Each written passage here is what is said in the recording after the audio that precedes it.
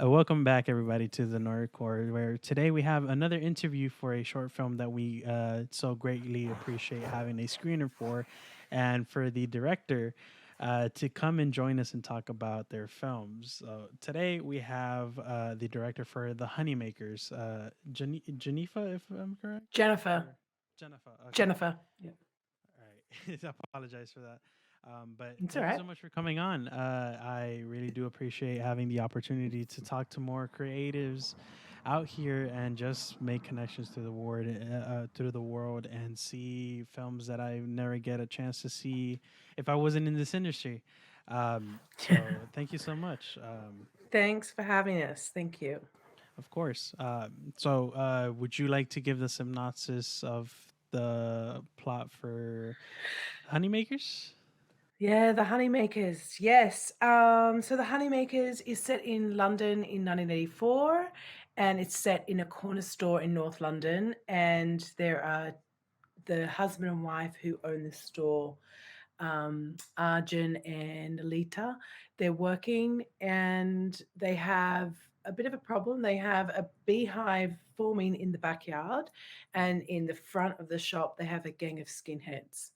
Mhm. Um, so that's the synopsis of the story. And they are, yeah. Okay. Who is? It's all about migration, obviously, with bees, and how everyone is looking for a safe home. Everyone. Of course. It's always a must having the safe home, Yeah. especially in your own storefront and stuff, a place where you do business and just where you get income and have to make a living, right? Um, Mm, so exactly. I haven't heard of this play that it's based on, so I'm not sure the length of it. But It before was I a get to short play as well. It was a one was it act. okay? Oh, okay, okay, Yeah. okay. I was gonna ask because that was one of my questions. So I guess we can get right into the deep ones, deep dive into this.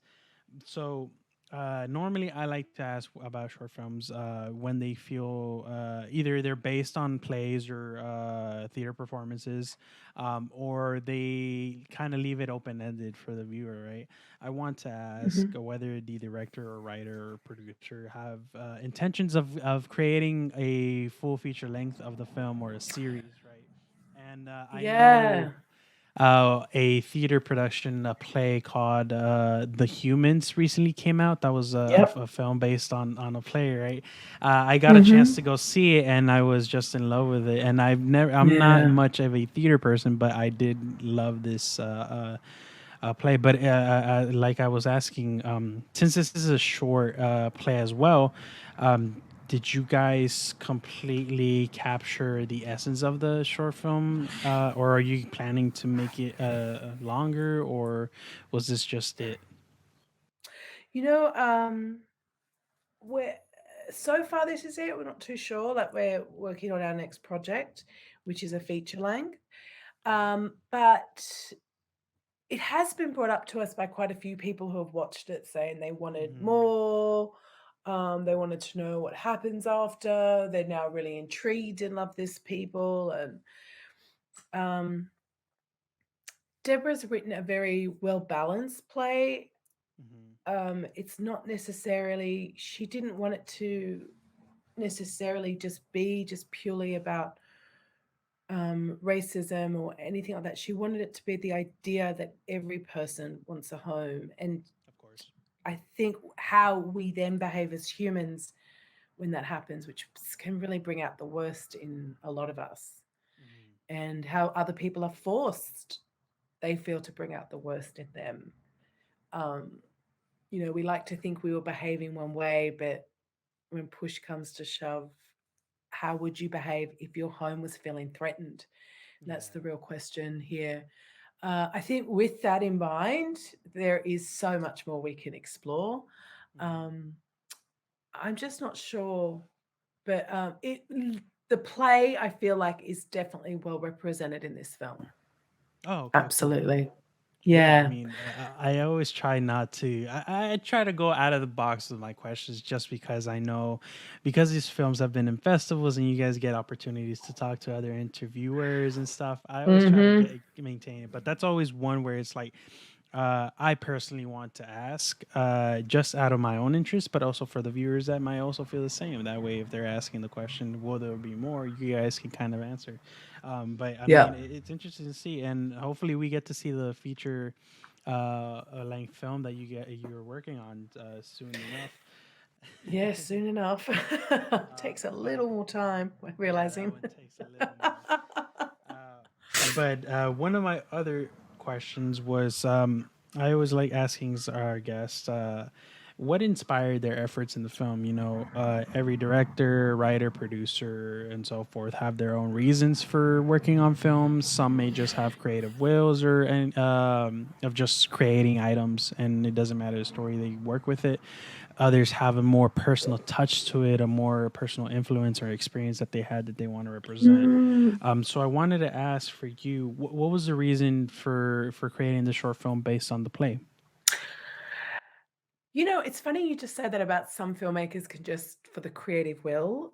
I Hmm. mean, that is such a wonderful privilege that I think my young self, my teen self, my preteen self, my self in my 20s wished that that was the case, but Hmm. the market is just not there for that. I think that is I think there's very, very few people who get to just make because of their own creative will. Yeah.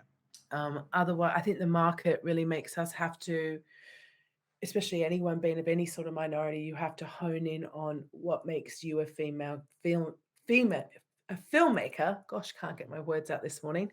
Make you the filmmaker. And for me, I come from a family with my parents. My father was a legal immigrant, and my whole family's immigrants. And I emigrated myself out of Australia. Um, so for me, I really want to make sure it's about the making sure that the audience never feels alone. So telling Hmm.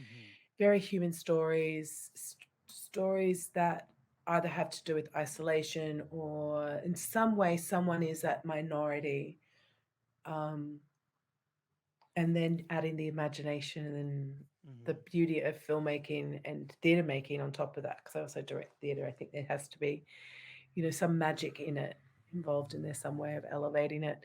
Of But course. that is really that's my drive and purpose, to make Hmm. work that makes people feel like they're not alone. I think art's one of the only things. I think that's why films and everything does so well, even in really terrible times, is because people just Hmm. want to see themselves and know that we're not alone going through the shit of Exactly. life. Yeah, I mean, definitely. Even, yeah, you can see yourself in a comedy. You're like, oh, I love it. I want it. Thank you. Hmm. Oh, definitely. Yeah, I try. I am one in my friend groups to basically watch films because sometimes it helps relate myself to the characters, or it just takes me out of feeling not alone, right? And that's why I love a lot of movies that may not be liked by everyone. Yeah. But I mean, it just goes to show that, yeah, like you mentioned, a lot of people don't have the free will to create whatever they want, right? Either because they can't be funded, or they can't get the proper people to fund it, or the attention of others to kind of like start up the fire of flame to get more people to like, okay, people want this, so I'm gonna get you to make it, right. But Yeah. it's definitely always, it always changes, and I love to see people have that personal touch of like, I want this, so people don't feel alone, right. As a lot of the stuff that I create as well goes in that realm, so it's really Mm. lovely hearing that. um Oh, great. for You make a film your too.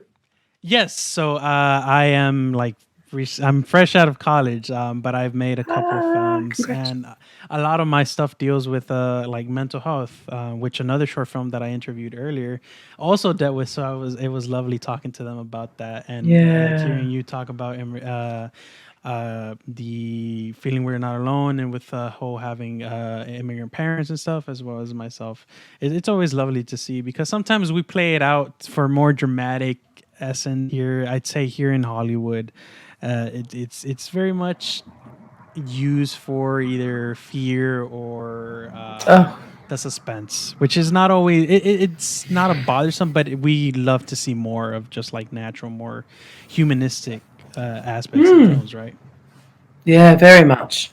I had two other questions that were mostly just for fun, right? You may Okay. have been asked this, but I'm not sure, so I'm taking the liberty. So I know seeing, like as the audience, we can sometimes we can't tell like the use of props and effects, what's real and what's not, right? So I know because it's in the name Honey, you would expect either honeybees to be involved, right, or the actor just Honey. So I know in some of the scenes it looked very real, but for the majority of the film, were the bees actually real, or were they? Is it just a hive with the effects? Like I know there's a shot where we get the ambiance of it in the backyard, but you can't Mm. always be sure, right? Because nowadays our technology is advanced to create super Yes, incredibly but that realistic things. technology is very expensive, we found out. That is true. Yes. So we had real bees. We had Hmm. 17,000 real bees from the London Wow. Bee Company, and this Hmm. beautiful man called Samir who came with the bees and had to leave them there the night before so they could acclimatize themselves, and Ah, okay. then so that the bees go out and go, oh, come back into the hive and go, this is where we're at. Hmm. And they go, oh, okay. So then the next day when we came into film, well, the day before we came into film, a week before we came into film, I flew into London and we had our post production, and I was like, Hmm. pre production, and I was like, okay, Samir, this is what I need. I need the bees to go over the hive. I need them all to be there, and blah, blah. And he's like, no. I'm like, but then I need him dancing around and I need bees around him. He's like, no, no, Oh, they can't do that. And I was like, yeah. no, no, no, Samir. I was almost starting to cry. I was like, no, no, I thought we said we could do this. And he's like, yeah, mm-hmm. And I was like, oh my God. And then Smee goes, after I was almost crying, going, come on, Smee, Hmm. there's got to be something we can do. We've got to think of it, please. And he's done Jack Ryan, all these big films. Yeah. And he's like, I know, actually, I can get you what you need. I can do that. But it's going to be really short takes for me to get the bees. And then they're going to come back into the hive where the queen is. So Hmm. he was pouring the bees into every scene, like taking off sheets of bees. And then we would be shooting and would get like, I don't know, 15 seconds or whatever. And then the bees would finally make their way back into the hive, which was so we had to place the hive right next to where I knew the camera was going to be so that I'd know that they'd cross lens as they came back into their hive. Yeah. But he was amazing. He was amazing, truly. And my production designer was amazing. That backyard is a really beautiful backyard in North London that our associate producers in her backyard, and our production designer just came in and put up stuff everywhere and made it look just like a pretty Yeah. dilapidated backyard with just one flower. But the great news No was that way. the neighbors benefited from the bees because the Oh, did bees they? didn't they won't go into the place where their hive is, they'd go the next door. Oh, okay. So my Ruth was like, oh great, so my garden's going to be all done with the bees. And he's like, Yeah. yeah, no, pollinated. And he's like, yeah, Oh no. unfortunately, no, but your neighbors will be pollinated.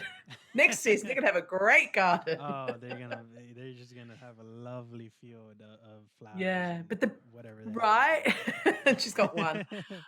But her, those bees were amazing. I really fell in love with bees, and they just calmed down our whole set.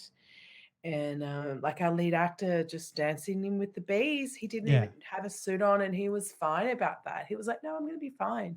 You just stay Mhm. calm, and Yeah, really not amazing. hustle them or anything, bug them, and they'll it's just Yeah. co-living with each other. Yeah, that's lovely. That's great to hear. Yeah. I did. I wasn't expecting to hear that you guys had like the what was it, the British bee company, or Yeah, the London Bee Company. London Bee Company. Sorry. But yeah, no, I wasn't expecting that at all. I just assumed it was more either like computer generated or at the Oh very yeah. most like a hive that you guys found in the backyard of some house and just went for Just it. kept. Yeah. No, you wouldn't believe it because we spoke to obviously I saw a VFX person after he was like, oh, I don't know if this Hmm. is going to work, and I was like, oh no. And the Hmm. VFX person, it for me, I want a moving camera and everything else, and I wanted the camera to be moving Yeah. with this whole scene. It just would have been more than pretty much our whole budget.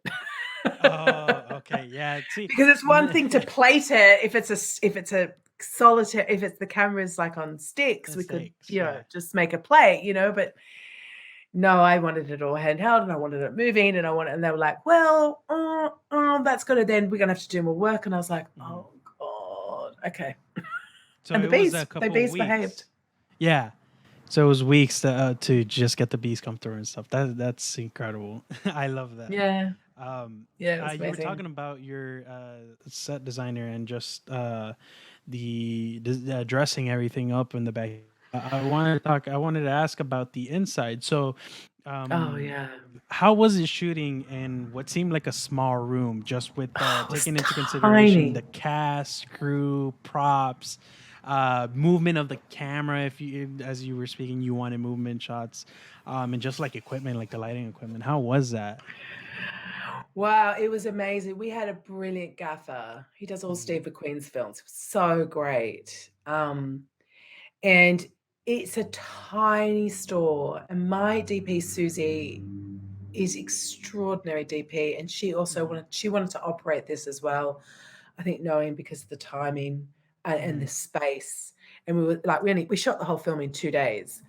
Oh wow, And yeah, yeah. that's um, incredible. Yeah, I had an extraordinary crew and I had an extraordinary cast. So I was very, very fortunate, and everyone really supported the vision, Mhm. which was so nice when everyone is just making sure and believes in it. Yes. Um, so literally in the store we had the camera and her team, and then the first AD would always be somewhere crouched in there. Should be trying to call it. Um, I never was rarely ever I was never in the shop during filming. Okay. And sound, we had sound in there, and then everyone else was outside. We're all just outside watching the monitor, like wondering what's happening Okay. in there, and Yeah. it was tight. It was really tight. But Susie is really adamant. I will really over prepared, which is how I like Mhm. to work and is how Susie Okay. likes to work as well. So we could make changes on the day if things were coming up that we liked. We was prepared enough to be able to make all these changes. And we our machine died after the first hour, and Oh. we had to wait for a new one to come in across London. And it was just as the guy was trying to fix it. Um, so we were running behind and everything, and we still managed to finish each day early and Wow. get Incredible. everything we needed and more. But yeah, it was tight, and Susie was a trooper. That shop was getting hot because we had the smoke machine. We couldn't The allow air to be in lights. there. Yeah. The lights. It was. Whew, those guys were. Yeah, ID man. film people, That's man. If you want incredible. something Yeah. done, get someone. They're dedicated, and I respect their work to the film, especially like you said, everyone was just cooperative and were willing to make your vision come true, and you just love to So hear that. amazing. We Yeah, it was hear really about amazing. nightmare sets and stuff, but like hearing this, it really brings hope for future sets Yeah. and just for Oh yeah. I've yeah. been on some tough sets, and this one was an absolute dream. Oh, glad to hear it. Absolute dream. So I think that was basically my questions. The biggest one that I had was the question on the if it was feature length, seeing as I didn't know how long the actual play was. But so Yeah. glad to hear that I got that possibility. But I mean, since that's it. I wanted to know if this film was still in festivals, and if not, is the public able to see it somewhere online or through someone contacting someone? Yeah, we are just about to finish up our festival run. I think we have Oh, one okay. more. We've had a really great run, and then after that, it will be available. I'm not sure how and all the rest. We've yet to work out all of that and go through some stuff, Hmm. work out who's going to distribute it and that. But it will be available at some point. I'm just not sure when and where, Okay. unfortunately. That's all right. Do you have any social medias where people might follow along the film circuit and maybe get an I'm update on it, or so no? bad like that. No, I do No, have. no worries. I post everything on my website. There's a Okay. page dedicated to the honeymakers, and I post everything on that. Okay. But that's it, which is really terrible. I know it's so not. It's so No, it's all 1994, but hey, it's made in 1984, right. so Would you like to share your the website? night.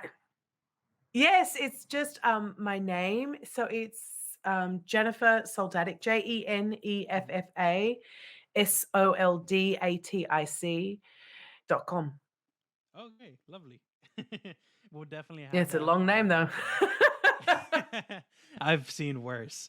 Um, but yeah, no, I appreciate you coming on and talking about the film. Even though it was pretty short, we still managed to get to the 20-minute mark, which is normally what I like to keep interviews in, just because everyone has their Great. own lives.